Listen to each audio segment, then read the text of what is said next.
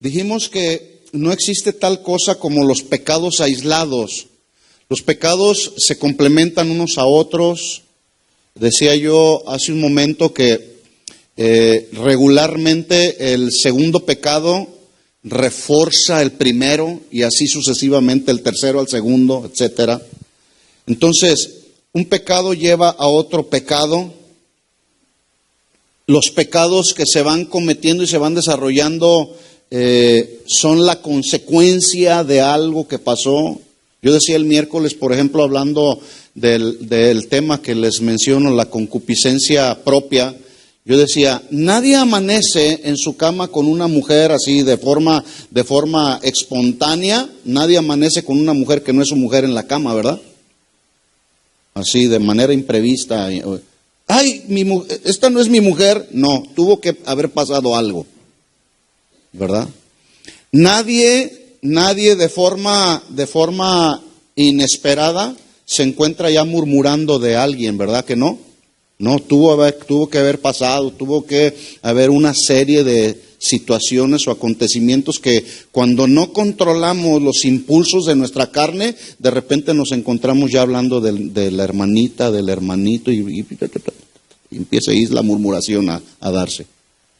Entonces, después de escuchar esto, mis hermanos, acuérdense, esto es formación ministerial.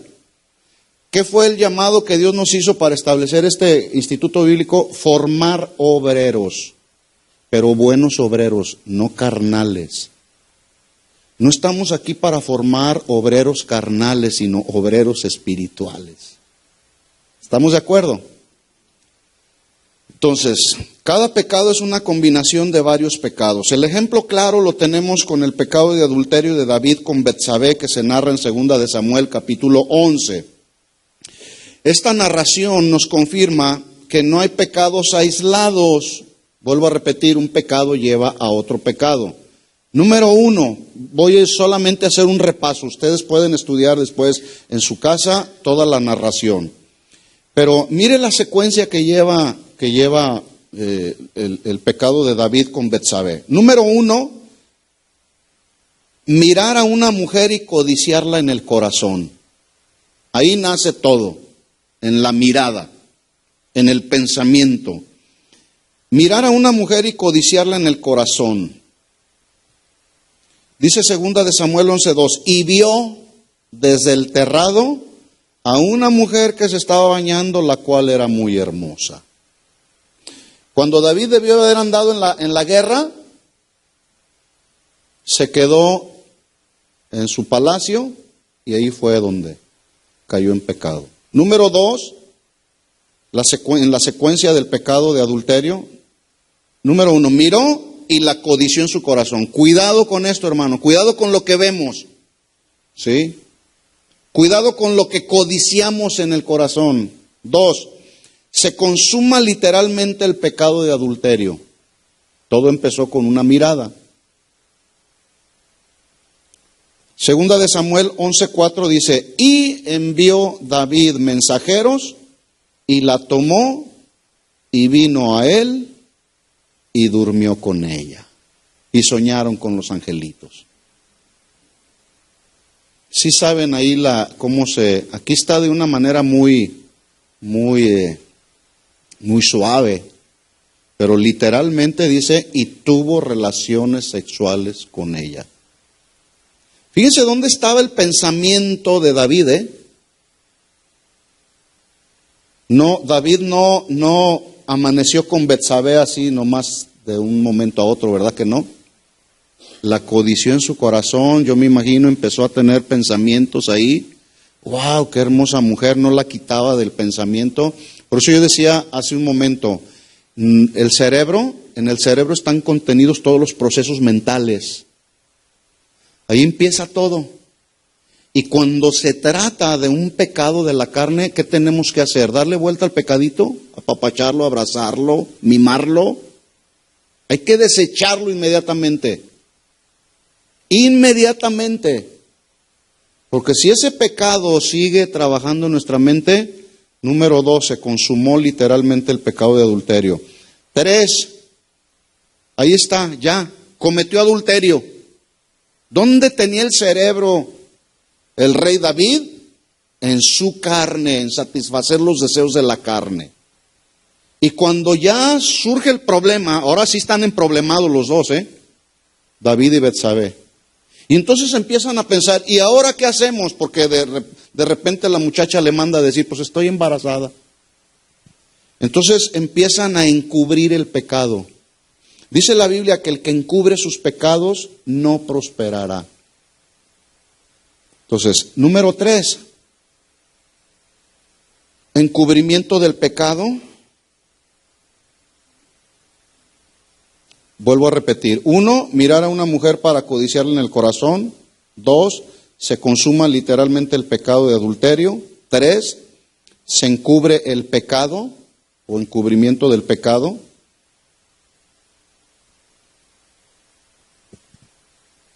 ¿Por qué se encubren los pecados? Hay muchas razones. En este caso particular es que la reputación del rey,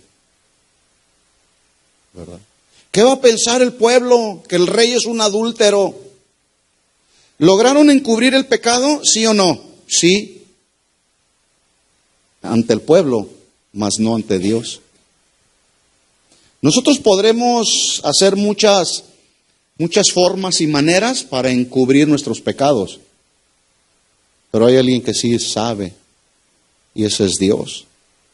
Entonces ellos pretendían encubrir su pecado en pro de la reputación del rey, pero también para proteger a la adúltera, porque en aquel tiempo el adulterio era castigado con la muerte, apedreándola. Entonces dijo David, no, ¿cómo es posible que esta mujer tan bella, la madre de mi hijo, va a morir? No, hay que encubrirla. Entonces, miren cómo un pecado lleva a otro. Vuelvo a repetir, los pecados no son asuntos aislados. El primero, el segundo pecado refuerza el primero, el tercero al segundo y así sucesivamente. Entonces, encubren el pecado, dice 2 Samuel 11, 8 y 9. Después dijo David a Urías, desciende a tu casa y lava tus pies. Y saliendo Urías de la casa del rey, le fue enviado presente de la mesa real. Toma, o sea, le mandó para que comiera, para que hiciera una cena romántica con su esposa, ¿verdad? Ustedes conocen la historia, estaba planeando ahí. Mas Urías durmió a la puerta de la casa del rey con todos sus siervos de su señor y no descendió a su casa. Él sabía que estaban en un tiempo de guerra. Él era leal a su ministerio. Hay mucha deslealtad el día de hoy en el ministerio. 4.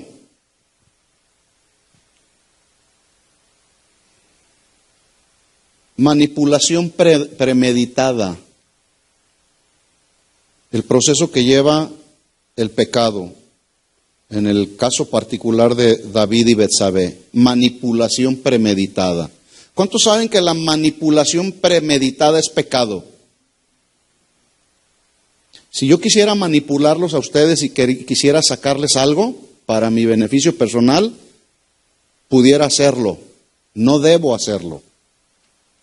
Pero el día de hoy, ¿cuántos ministros, lo pongo así entre comillas, ¿cuántos ministros de manera premeditada, con alevosía y ventaja, manipulan a la gente para ganar de la gente lo que quieren para ellos? Eso es pecado, mis hermanos, y está sentenciado en la Biblia. Jeremías 23, estúdienlo. Segunda de Samuel, manipulación premeditada. Segunda de Samuel 11:13. David lo convidó a comer y a beber con él hasta embriagarlo. Y él salió de la tarde a dormir en su cama con los siervos de su señor, mas no descendió a su casa. ¿Qué era lo que querían? Pues que el tremendo de Urías fuera y se acostara con su mujer, y para que luego el día de mañana dijeran, no, pues yo no soy el padre biológico de ese niño, eres tú, Urías. No, pues yo ni siquiera relaciones sexuales tuve con Betsabé, ¿cómo dices que es mío? Número 5, miren hasta dónde llegó el pecado de David, el tremendo rey de Israel. Crimen de asesinato fríamente planeado. Crimen de asesinato fríamente planeado. Segunda de Samuel 11:14, dice: venida la mañana, escribió David a Joab una carta, la cual envió por mano de Urías, y escribió en la carta diciendo: poned a Urías al frente en lo más recio de la batalla, y retiraos de él, para que sea herido y muera. ¡Wow! Este tremendo David ya estaba con una carnalidad impresionante en el corazón, que ya no le importó la vida de uno de sus siervos fieles y leales. Notemos cómo, concluimos así: 5 pecados. Uno lo llevó a cometer otro, en cadena ascendente, ¿verdad? Bueno, retomando la carta de Corintios. Desde el capítulo 1, versículo 18 hasta el 2:16, Pablo está señalando que los corintios estaban divididos por su pecaminosidad, la pecaminosidad de su carne, pero también debido a su constante amor por la sabiduría humana. Hoy sigue sucediendo lo mismo. La gente ama más la sabiduría humana que la sabiduría de Dios. ¿Sí? Pero en el capítulo 3, versículos 1 al 9, Pablo está también hablándoles que la causa de la división en la iglesia no era los asuntos que se habían metido del mundo, esos ya estaban ahí. Más bien eran los asuntos de la carne, debido a que cedían continuamente al mal de su naturaleza humana. Y a continuación Pablo trata con ellos 3 puntos importantes. No sé si vamos a alcanzar a terminarlos, pero Pablo trata con ellos la causa de la división, los síntomas de la división y la cura para la división en la iglesia. 3 asuntos importantes. Número 1, Pablo trata con ellos la causa de la división, los síntomas de la división y la cura para la división en la iglesia.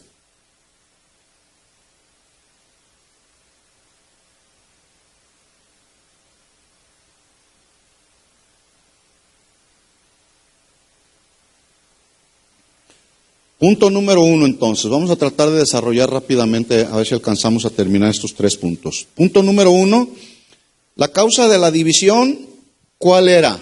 Les pregunto, hasta ahora todo lo que hemos escuchado, ¿cuál era la causa? ¿Por qué estaban divididos los cristianos corintios?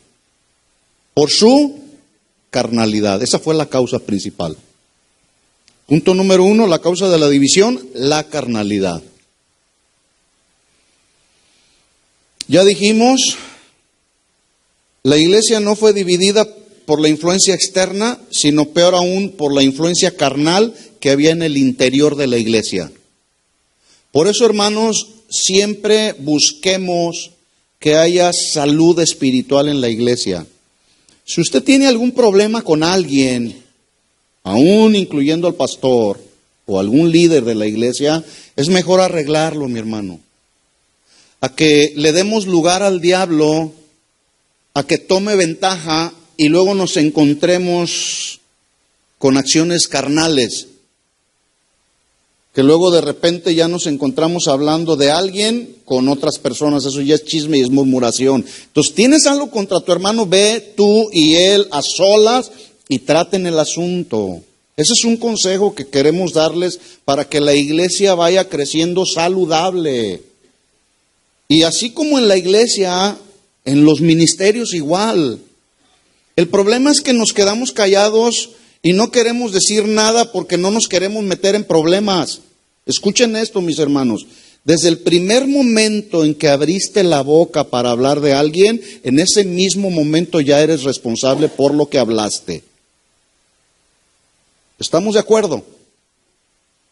Después no vengas con que te voy a decir esto, pero es bien confidencial, ¿eh?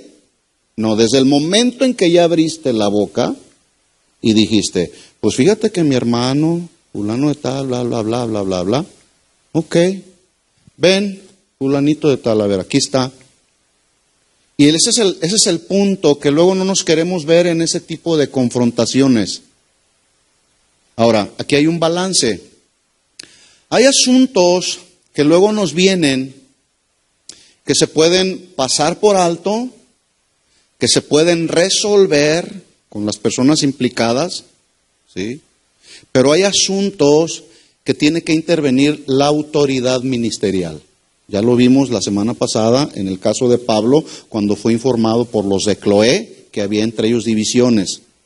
Ellos le informaron a Pablo, pero era necesaria la intervención ministerial, la autoridad apostólica de Pablo para establecer el orden. Y Pablo dice ahí, fui informado por los de Cloé. Escuchen, los de Cloé, no se sabe con certeza si era toda una familia o era una persona, pero era alguien que tenía influencia en la iglesia. En otras palabras, era bien conocido en la iglesia. Y Pablo dice, a mí me dijo los de Cloé, que entre ustedes hay divisiones por esto y por esto otro. Miren cómo Pablo no se guarda. Pero este es un problema que necesitamos superar, mis hermanos. Porque a veces nos encontramos que ante un problema que necesita ser conocido o dado a conocer a la autoridad, nos encontramos con que prefiero mejor ser leal y fiel con el murmurador o chismoso que con la autoridad de la iglesia. Y así no funciona. Eso provoca divisiones en la iglesia. ¿Sí lo entendemos así? Bueno, si ahora ya lo entendieron, no hay excusa, ¿eh? Y déjenme decirles, yo así trabajo. A algunos no les gusta, pero así trabajo. Si alguien viene y me dice algo, ok, véngase mi hermano, vamos a tratar el asunto. Y lo vamos a tratar. A ver, tú me dijiste esto y esto y esto otro. ¿Estamos de acuerdo? Algunos no estaban muy convencidos, pero bueno, así. Entonces, ¿qué era lo que estaba sucediendo? El primer punto que está tratando ahí Pablo era que la causa de la división era justamente esa actitud carnal que luego surge en la vida de muchos cristianos. ¿Por qué surge una actitud carnal en la vida de muchos cristianos? Porque nos desconectamos del Señor, porque dejamos de orar, porque dejamos de instruirnos en la palabra, de meditar en la palabra de Dios. Dejamos de estar en la presencia del Señor donde le decimos, Señor, por favor muéstrame cuáles son las áreas que tú necesitas que yo cambie. Y cuando somos genuinos delante de la presencia del Señor, escuchen esto, Dios te va a mostrar y te va a decir, estas son las áreas con las que tienes que cambiar. Estas son las áreas con las que tienes tú que tratar en tu vida personal. Esto es lo que tienes que luchar y resistir en tu vida carnal. Acuérdense, es una lucha. Dice Pablo, hermanos, yo no puedo hablarles como espirituales, sino como a carnales, como a niños en Cristo. Les di a beber leche y no vianda, porque aún no erais capaces ni sois capaces todavía, porque aún sois carnales. Pablo dice que no les podía hablar a los corintios como hombres espirituales, si bien ellos habían entrado por la puerta de la fe, pero lamentablemente no habían avanzado mucho en su vida cristiana. Su conducta, en lugar de ser espiritual, a pesar de los años, era carnal. La conducta, la manera de pensar. La mayoría de ellos habían recibido a Cristo hacía mucho tiempo, pero su comportamiento era como recién nacidos. Por eso es que les dice, les tengo que hablar como a niños en Cristo. El Nuevo Testamento usa la palabra espiritual. Aquí hay algo que vamos a tener que aprender y está interesante. La palabra espiritual se usa en el Nuevo Testamento en un sentido neutral, que significa todas las cosas que son espirituales o las que están en la esfera de lo espiritual. Por ejemplo, cuando aquella persona ve a alguien o te ven a ti, que los domingos vas a la iglesia, que oras. Esa es la palabra espiritual en sentido neutral. Cuando alguien ve que vas a la iglesia, que oras, que eres un buen cristiano, estás solamente en la esfera de lo espiritual. ¿Sí se entiende así? Sin embargo, cuando la palabra espiritual se aplica a las personas, se usa en cuanto a la relación de esas personas con Dios. Espiritual en cuanto a mi relación con Dios a través de la oración, a través del estudio y meditación de la palabra. Eso nos hace espirituales, pero en un sentido más íntimo con Dios. ¿Sí me explico? Ya no es solamente en un sentido neutral. Porque la gente me vio. Pues es que se comporta bien. No, hay personas moralmente que desde el punto de vista estrictamente moral son buenas personas, pero no son espirituales, porque no mantienen una relación con Dios. Entonces, la palabra espiritual se aplica a las personas por causa del resultado de su relación con Dios en dos formas. Número uno, en la forma posicional y en la forma práctica. Ahorita lo voy a explicar esto. La palabra espiritual se aplica a las personas en base a su relación con Dios en dos formas. Uno, en su forma posicional, y dos, en su forma práctica. Por ejemplo, los incrédulos, los que no creen en el Señor, ellos no son espirituales en ninguna de estas dos formas, posicional o práctica. Por ejemplo, ellos no poseen un nuevo espíritu, ni tampoco tienen el Espíritu Santo. Por lo tanto, su posición es una posición natural. Y su práctica en la vida diaria también es natural. Porque, vuelvo a repetir, su espíritu no ha sido regenerado. Y no tienen el Espíritu Santo de Dios. Por lo tanto, actúan de manera muy natural. ¿Estamos de acuerdo? Sin embargo, los creyentes, ¿cuántos creyentes nacidos de nuevo hay aquí? Ok, los creyentes son espirituales en la forma posicional, debido a que hemos sido renovados, regenerados en nuestro espíritu y el Espíritu Santo mora en nosotros. Y eso nos mueve a amar a Dios, a obedecer a Dios y a su palabra. ¿Sí se entiende el concepto? Sin embargo, en cuanto a nuestra forma, en la forma posicional, somos espirituales porque hemos sido renovados, vuelvo a repetir esto, y el Espíritu Santo mora en nosotros. Pero en la práctica, y aquí está el punto, porque Pablo les decía a los corintios, yo no les puedo hablar a ustedes, les dijo primero hermanos, y luego les dice, no les puedo hablar como espirituales, sino como a carnales. Les estaba hablando en su forma posicional. O sea, había una relación en Cristo con ellos. Su espíritu había sido renovado y tenían el Espíritu Santo. Pero en la práctica, los creyentes podemos también actuar carnalmente debido a la naturaleza humana con la que todavía estamos. ¿Se entiende? ¿Así? ¿Sí se entendió? Bueno, prueba de todo esto lo vemos en la vida del mismo apóstol Pablo, que él con toda humildad reconoce que no había nada bueno en él. Con humildad reconoció, no hay nada bueno en mí. Y a veces nosotros decimos, es que yo soy tan bueno, no le hago daño a nadie. No hay nada bueno en nosotros, hermanos. ¿O sí? No hay nada. No hay nada. Digan conmigo, no hay nada en mí que me haga bueno.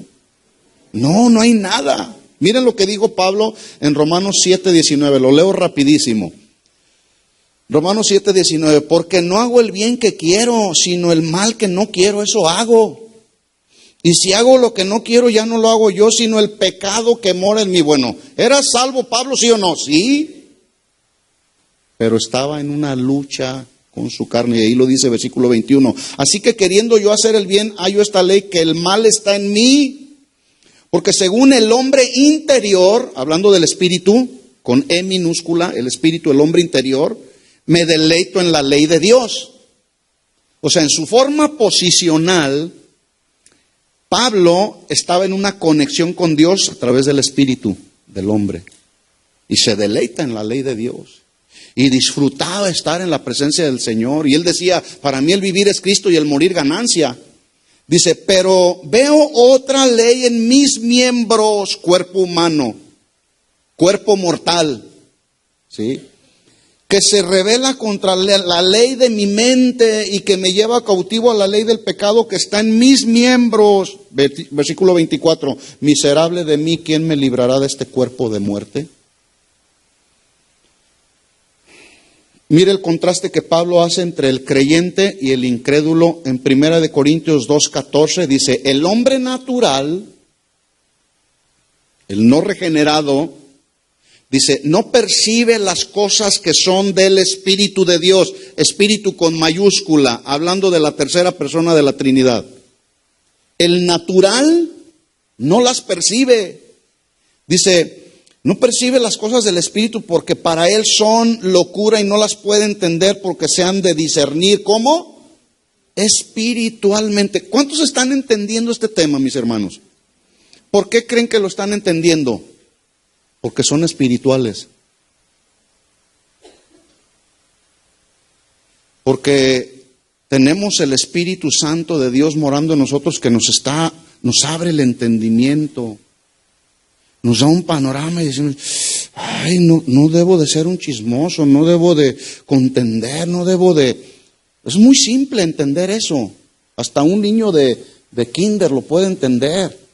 Sin embargo, como estamos en esta naturaleza, la misma naturaleza humana, dice Santiago, que nos atrae y nos seduce hacia lo malo. Pero hay que resistirlo, ¿verdad? Dice, en cambio el espiritual, dice Pablo, acuérdese, es el contraste, el natural o el carnal y el espiritual. En cambio el espiritual, el que es nacido de Dios, juzga todas las cosas. Juzgar ahí significa discernir lo bueno de lo malo, lo verdadero de lo falso. El espiritual juzga. Todo lo que les estoy diciendo, ¿creen ustedes que es la verdad, sí o no? ¿Es mi verdad o la verdad de Dios? Es la verdad de Dios, porque estamos escudriñando la Escritura y el Espíritu Santo nos está ayudando a discernir todas las cosas. Dice, pero Él no es juzgado de nadie, ¿verdad? Una persona posicionalmente espiritual es aquella que tiene un corazón nuevo y el Espíritu Santo en ella lo controla y lo dirige. Una persona posicionalmente espiritual es aquella persona que su espíritu ha sido renovado, tiene el Espíritu Santo y es el Espíritu Santo el que te controla y el que te dirige. ¿Es así en tu vida? ¿Sí o no? Bueno, entonces hay que evitar las conductas carnales. ¿Cristianos carnales en la iglesia? Sí, pero esa carnalidad se puede evitar, se puede resistir. Una persona en cuanto a la forma práctica puede incurrir en acciones carnales. Vuelvo a repetir y enfatizar en esto debido a la inclinación de nuestra naturaleza humana con la que ya nacimos. ¿Sí? Dice entonces Pablo, de manera, hermanos, que yo no puedo hablarles como espirituales, sino como a carnales. La palabra carnal es la palabra del griego sarkikos, con K de kilo, así, S de sal, y sarkikos, con doble K. Si usted tiene su concordancia Strong, ahí va a ver la palabra. Carnal es la palabra del griego sarkikos, que significa o pertenece a la carne.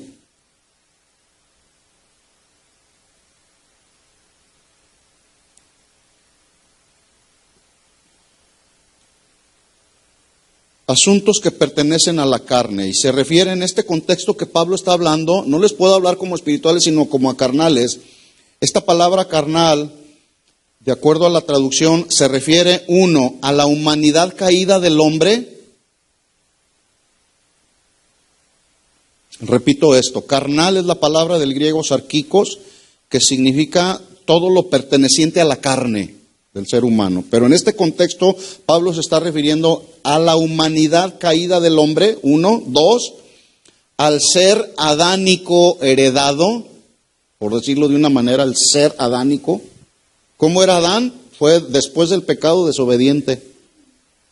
El ser adánico que heredamos. Tres, los deseos corporales que se manifiestan en contra de Dios. Ya decía Pablo, lo que no quiero hacer, eso hago. Deseos en la carne que van en contra de los deseos de Dios. Carnal también se refiere a los deseos que se gratifican a sí mismo y hacen propensa a una persona al pecado. Vuelvo a repetir esto. Carnal es la palabra del griego sarkikos, que todo lo que pertenece a la carne, en el contexto de lo que Pablo está enseñando, se refiere a la humanidad caída del hombre, uno. Dos, al ser adánico heredado. Tres, a los deseos corporales que se manifiestan en contra de Dios.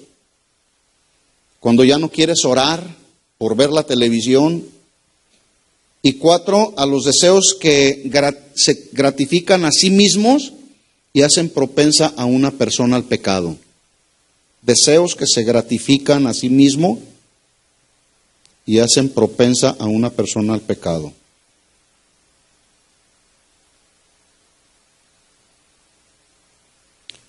Por decirlo entonces de una manera diferente, porque puede haber una confusión respecto a creyentes carnales o cristianos carnales. Bueno, por decirlo de alguna manera, un cristiano no es carnal en el sentido del ser, sino en el sentido del comportamiento.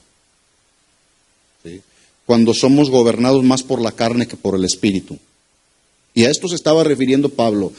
Ellos habían sido restaurados, regenerados, habían aceptado a Jesús como Señor y Salvador, pero tenían conductas en la práctica carnales, su comportamiento era carnal. Entonces, la causa de la división, número 1, ya lo vimos, era la carnalidad. Número 2, vamos a ver los síntomas de la división según lo que Pablo está enseñando. Dice que los síntomas que Pablo detectó por los cuales vino la división a la iglesia fueron celos y contiendas. Entonces, punto número 2, los síntomas de la división fueron celos y contiendas.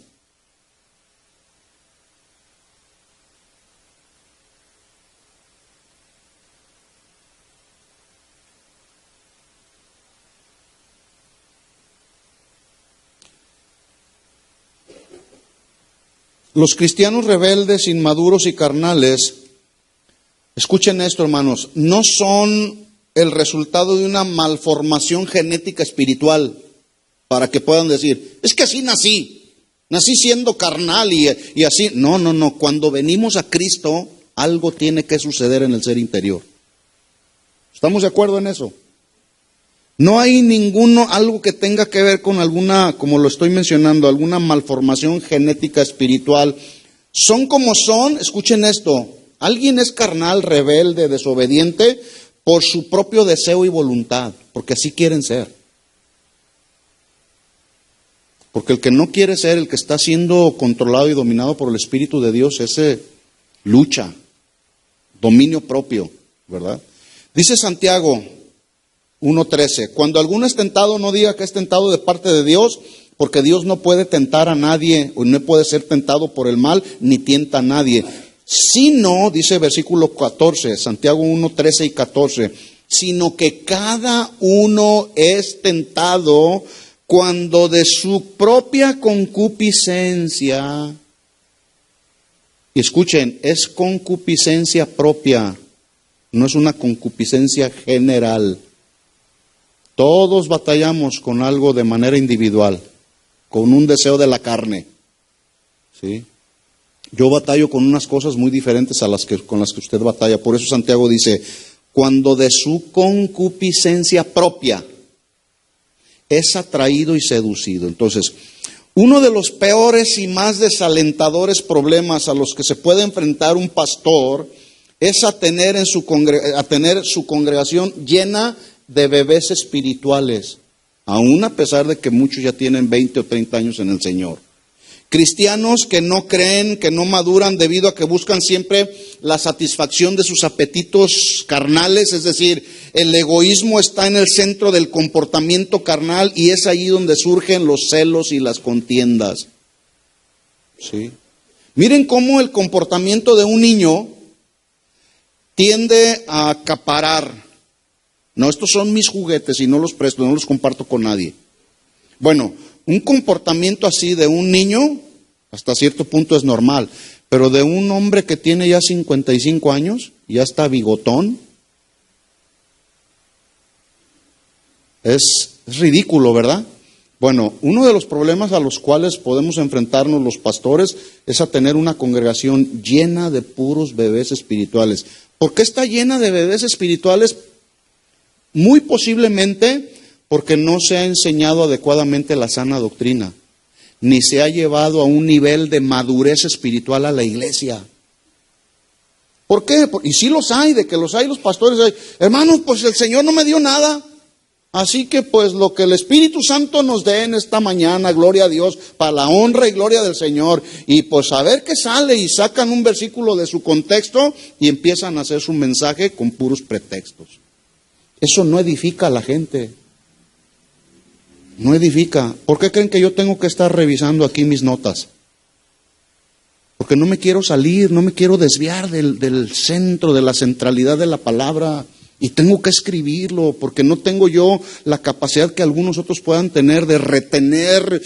Hay un hermano que yo admiro bastante porque tiene una capacidad de retener. Él es un pastor, un predicador, que ese hombre agarra su Biblia y te lleva, como el hermano Pablo Hunter, a mí me llevaba desde Génesis hasta Apocalipsis, y con un entendimiento impresionante de la Biblia, y no tenía que hacer anotaciones. Pero esto es algo que Dios da como un don a algunos, a quien Él quiere. Yo no lo tengo. Prefiero hacer esto a de repente, pues no sé cuál era el versículo, hermanos. ¿Ustedes no se acuerdan? No, eso es negligencia cuando está uno estudiando y preparando el mensaje, hermanos.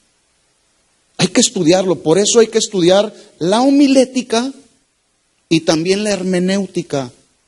La homilética para saber adecuadamente armar un mensaje con versículos que concuerden, paralelos los unos con los otros, comparaciones, aplicaciones bíblicas, aplicaciones que tienen que ver con lo que estamos estudiando. Y la hermenéutica para darle el sentido y la interpretación adecuada a los textos de la Biblia. Por eso hay que estudiarlos, para no sacar versículos nomás al aire.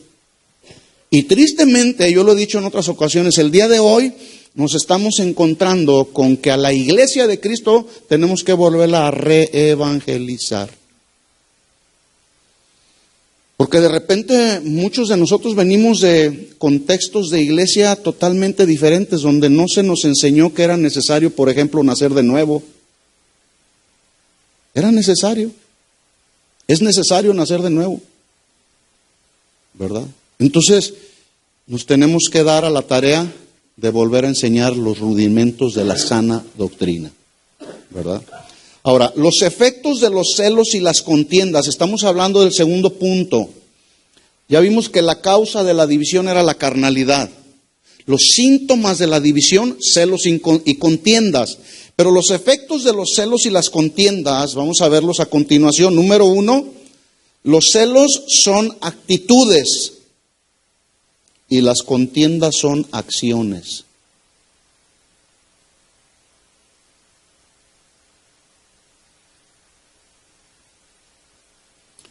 Efectos de celos y contiendas. 1, los celos son actitudes y contiendas son acciones manifiestas. Entonces aquí cada uno pudiéramos preguntar, ¿cómo son tus actitudes y cómo son tus acciones? Porque en el contexto de los corintios, sus actitudes eran de celos y sus acciones eran contiendas. Los celos, escuchen, segundo punto, los celos hablan de la condición emocional interna de una persona. Los celos hablan de la condición emocional interna de una persona. Y las contiendas son la expresión externa.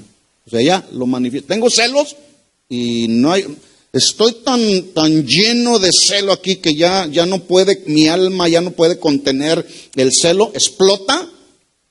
Esa actitud del corazón explota en una expresión que tiene que ver con contiendas. ¿Se entiende bien? Los celos, número 3, y contiendas simplemente son una representación. Escuchen, esto está interesante, porque esto era lo que Pablo estaba tratando en la iglesia de los Corintios, 2 pecados, celos y contiendas. Pero los celos y contiendas son solamente una representación de muchos más síntomas y acciones carnales en la vida de una persona. Porque luego, después de los celos, puede venir resentimiento, por ejemplo, amargura. Los celos y contiendas simplemente son una representación de muchos más síntomas de acciones carnales en la vida de una persona.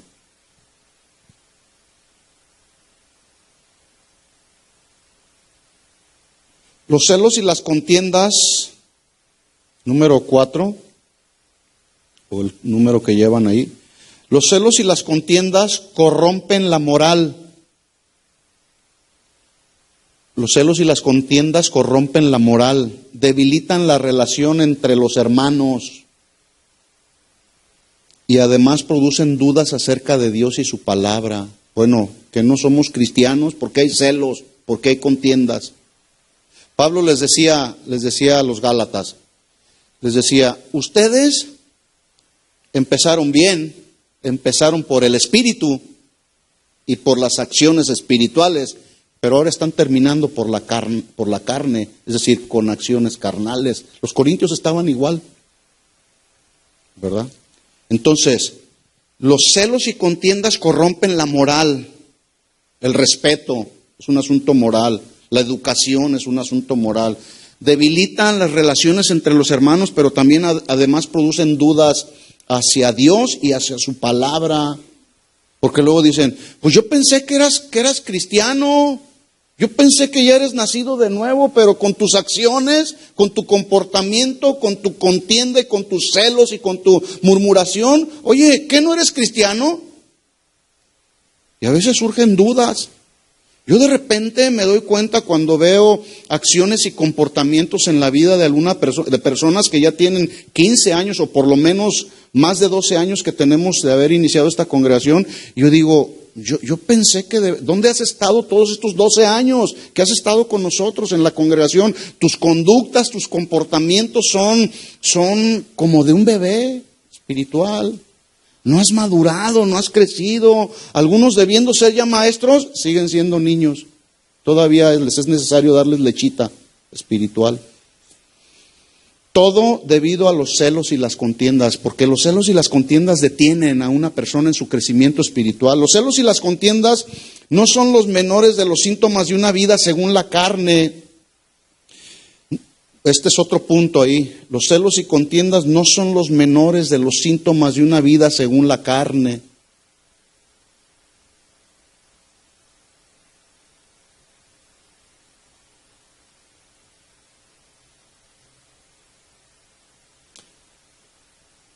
Los celos y las contiendas no son los menores síntomas de una vida según la carne, pero sí son pecados que causan división en la iglesia.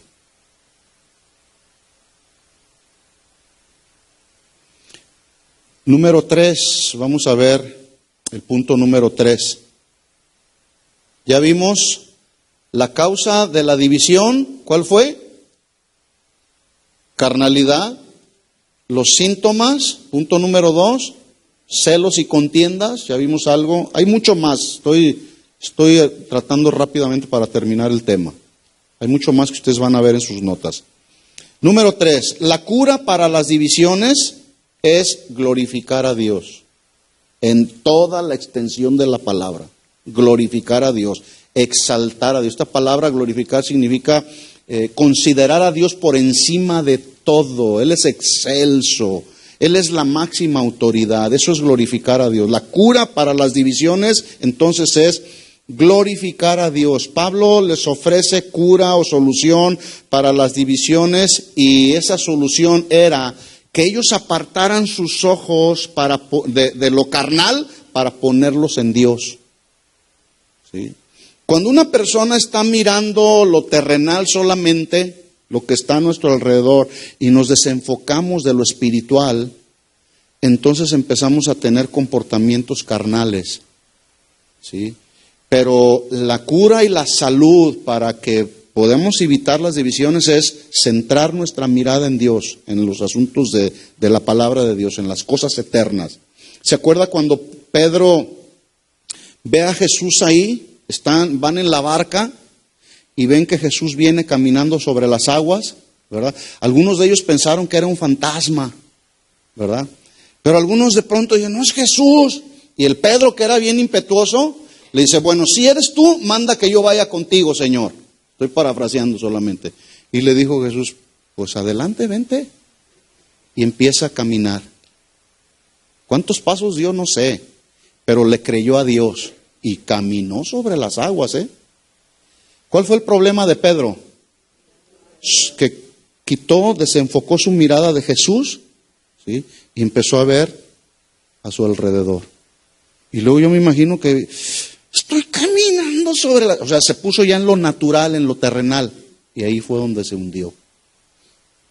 Pero de ahí lo volvió a rescatar el Señor. ¡Sálvame, Señor! ¿Verdad?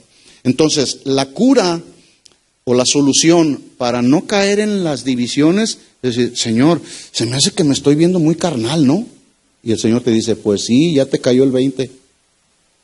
Cuando nos centramos en Él, cuando nos enfocamos en Él, cuando nuestra mirada está enfocada en Jesús como debiera de ser siempre, no debiéramos de tener tiempo ni ocasión para las divisiones en la iglesia. En otras palabras, cuando nuestra atención está fija en Él, significa que no está centrada en nosotros o en un protagonista principal humano, ni aún en grupos de personas que se distinguen de los demás por su elocuencia, por su opulencia o por su cantidad numérica. El día de hoy es bien simple esto.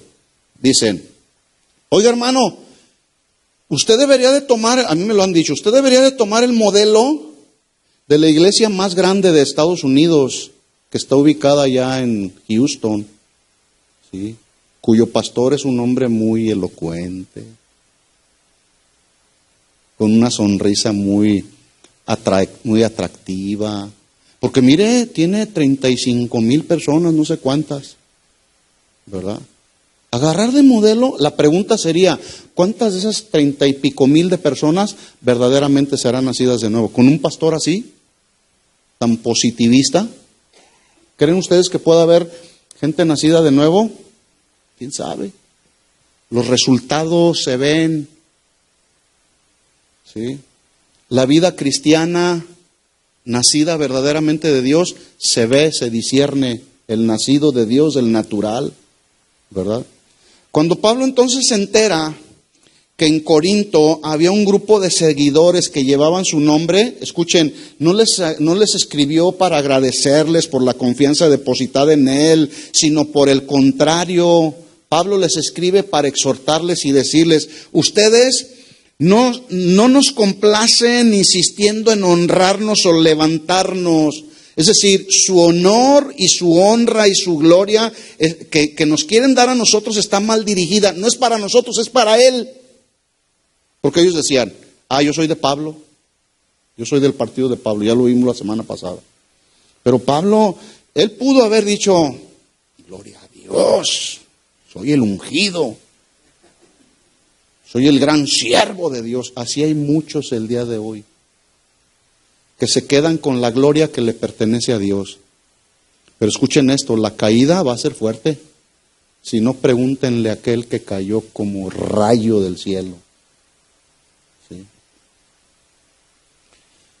Dice 1 Corintios 3:5, ¿qué pues es Pablo? Aquí está algo interesante, ¿eh? Pablo les está, acuérdese, los está enfocando en Dios, porque ellos estaban enfocados en el hombre.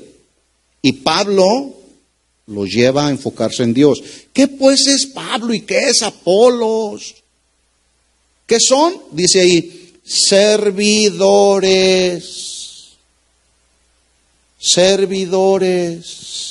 por medio de los cuales habéis creído. Esto significa que tanto Pablo como Apolos eran instrumentos, no eran la fuente para la salvación, que eran instrumentos. Él se los había dicho antes, Pablo no había muerto por ellos ni habían sido bautizados en el nombre de Pablo. Pero mire cómo Pablo, con toda integridad, dice, no, a mí no es a quien me deben dar la honra, es a él. Yo soy solamente un simple siervo inútil, ¿verdad? Versículo 5 dice, ¿qué pues es Pablo y qué es Apolo? Servidores por medio de los cuales habéis creído, y eso según lo que cada uno concedió el Señor. A continuación Pablo usa una metáfora de la agricultura y reconoce él su actividad específica diciendo, yo planté. ¿Sí? Yo planté. A eso fui llamado, a plantar el mensaje.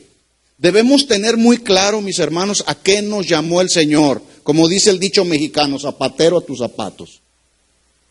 Pablo reconoció cuál era su actividad y él dice, cuando ellos lo querían honrar a él, querían darle una posición de privilegio, no, a Dios es a quien se merece toda la gloria. Yo solamente planté, y luego dice, Apolos regó, estaba reconociendo la labor del compañero, del colaborador.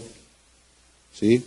Lo que hemos hecho en esta congregación a lo largo de estos más de 12 años, no ha sido solamente por mí, hay todo un grupo de servidores que si no fuera por todos ustedes, esta congregación no seguiría adelante, ni la de Glendale, ni la de Anaheim, ni todas las que andan por ahí. Yo solamente he hecho una parte, ustedes hacen otra. El reconocimiento para su labor es para todos. Sería yo un tonto y un inmaduro de mi parte si yo dijera, para la gloria de mi nombre como Nabucodonosor, para la gloria de mi majestad, esta es la gran Babilonia que yo he construido. No, hombre. ¿Saben en qué terminó este Nabucodonosor? En convertirse en una bestia. Y el día de hoy, digo, discúlpenme la expresión, pero hay muchas bestias todavía que se creen que son los ungidos de Dios. Yo planté, Apolos regó, pero el crecimiento lo da Dios. Ningún hombre, escuchen esto, por más y mejor agricultor que sea, puede dar vida y hacer que crezca físicamente lo que planta, solamente Dios. Él es el único.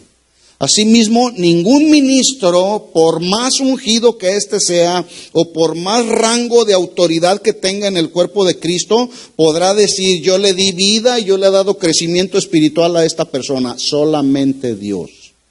¿Estamos de acuerdo? Yo soy solamente un instrumento. Dice, así que ni el que planta es algo, ni el que riega, sino Dios que da el crecimiento. Y el que planta, estoy 1 Corintios 3:8, y el que planta y el que riega son una misma cosa. Una misma cosa. ¿Cómo dice? Una misma cosa. Aunque cada uno recibirá su recompensa conforme a su labor. Esta expresión, una misma cosa, significa que los instrumentos para el desarrollo de la obra somos solamente herramientas. Toda la honra y toda la gloria es para Él. ¿Sí?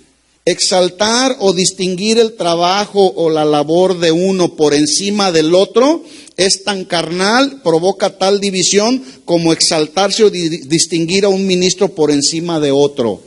Ah, no, es que esta obra es mucho mejor que la de la esquina. Carnal. Es que yo soy mejor ministro que el ministro de la iglesia de la esquina. Carnalidad. ¿Estamos de acuerdo en eso? Era lo que Pablo estaba tratando de decir. Todos somos una misma cosa. ¿Cuál es la cosa? Todos seguimos siendo la misma herramienta en las manos de Dios. Él es el carpintero, yo soy el martillo tal vez. ¿Verdad? Cada uno, dice Pablo ahí, recibirá su recompensa conforme a su labor. Concluimos pues. Un estilo de vida carnal siempre provocará divisiones y contiendas en la iglesia, en la familia o en el trabajo. Los síntomas serán claramente visibles y manifiestos a través de celos, que hablarán de la condición emocional interna, y las contiendas, que serán la expresión externa. Y finalmente, la solución contra las divisiones en la iglesia será siempre reconocer y glorificar a Dios por encima de todo y de todos. Él es el Rey, Él es el Señor de la obra. Nosotros solamente somos siervos inútiles. ¿Entendieron la clase? Ya no hay excusa. Si te prestas a las contiendas, si te prestas a la murmuración, si te prestas a cualquier asunto que provoque división, estás viviendo una vida cristiana muy carnal. ¿De acuerdo?